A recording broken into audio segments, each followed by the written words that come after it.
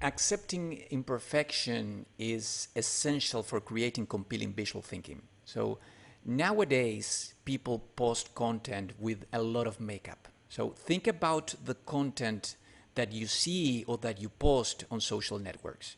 How many of the photos you post have previously passed through your filter? What are your main criteria to apply those filters? Probably perfection. They are all moments of perfection. The perfect photo, the perfect moment, the perfect occasion to show something, the perfect mess. Even those images that show messy situations, if you pay attention, are a perfect and neat mess. So the problem with this perfection is that we incorporate into our subconscious that everything has to look good. For this reason, one of the most significant restrictions we impose on ourselves is perfection. The consequence of this is fear of not meeting those perfect expectations. So let me tell you something. Good visual ideas are going to come from a context of chaos. Any creative process is born out of chaos.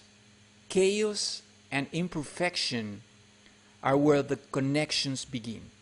That is why embracing imperfection is so important. I'm going to share with you 3 powerful and easy to apply and easy to follow rules that will help you to embrace the visual imperfection. Okay, so I will start with the obvious one. Be imperfect.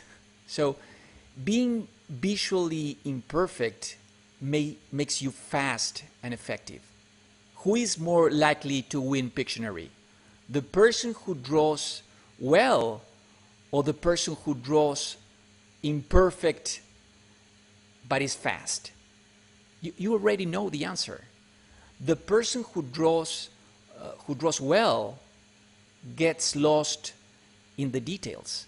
So the one who is not perfect in his drawing and details will be more straightforward.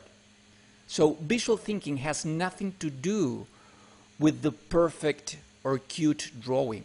It has to do with sending a message that people read and understand. A visual message that people read and understand. So people don't care if your drawing is imperfect. People just want to understand your message. The number 2 is bypass digital on your brainstorming process. Why I say this? Because digital encourages you to eliminate what you don't like. And this is important. Because looking at the ugly things on a piece of paper is a trigger for a good idea.